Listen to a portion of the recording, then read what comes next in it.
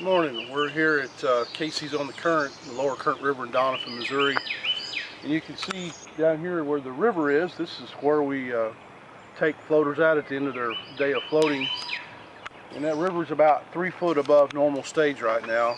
And you can walk up and you can see the campground that we house campers on the weekend in the summer.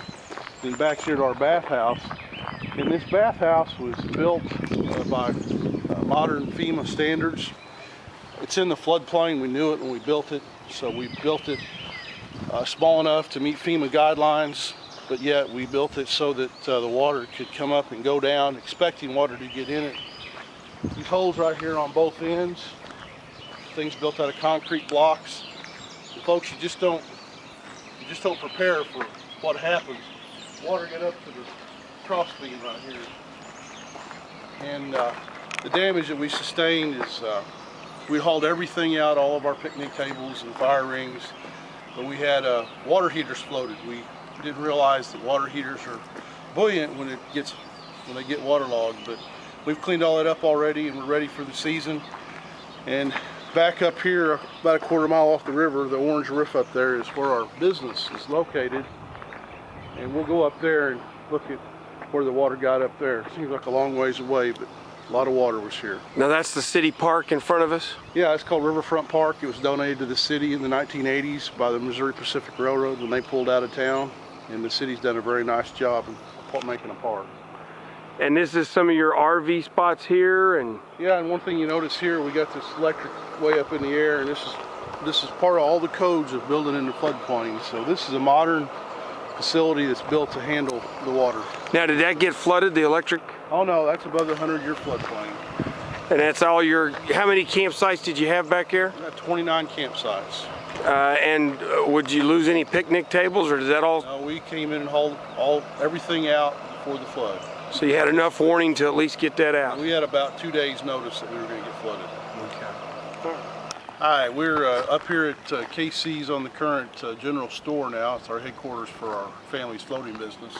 We started out down at the bathhouse in the campground, and we've moved up a long ways from the river, but the water's still high.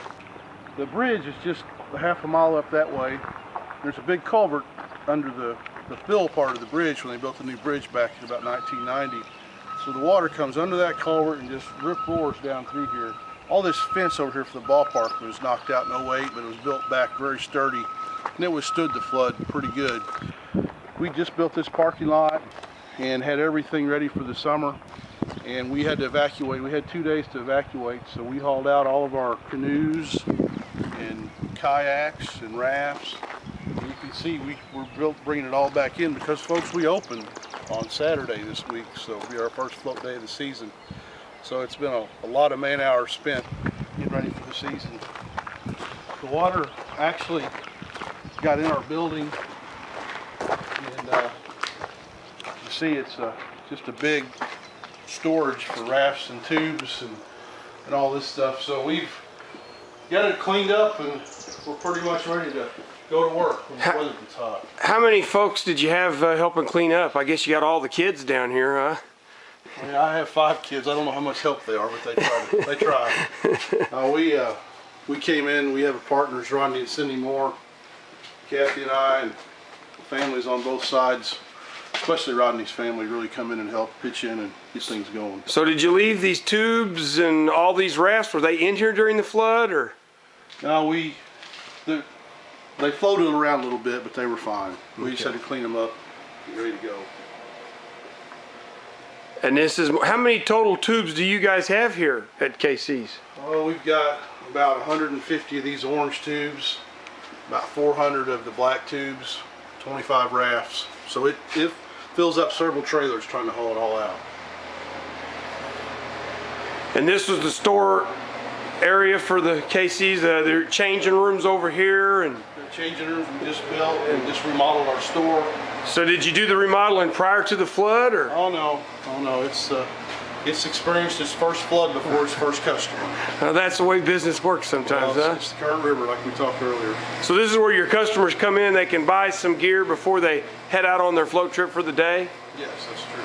And then you've got the changing rooms. I guess that's for folks that are just coming in and needing to get cleaned up before A lot they. of our visitors are day trippers, and so we provide them a changing area so they can ride home in dry clothes. Okay, and then how was the water out here in the front of the store? Where, Oh yeah, the water gets got in on these picnic tables. And you got, that's our city hall and police department. They got up on their parking lot, right behind where the police car is. Over there is Kathy's dad's Fred's store. He got in his store about a foot. Next to that's the ENS pharmacy. They had to completely rebuild the inside of their store.